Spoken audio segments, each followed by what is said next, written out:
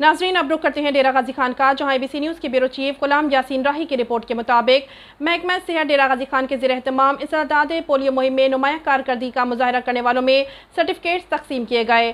जिला कौंसिल में मुनक़िदा तकरीब में डिप्टी कमिश्नर महर शाह ज़मान लक ने बतौर मेहमान ख़ुसूसी शिरकत की। Additional deputy commissioner Ghulam Mustafa Sehar, CO doctor Idrees Tagari, doctor Kamran Bhatta, polio workers LH वेस और दीगर ने भी तकरीब में शिरकत की।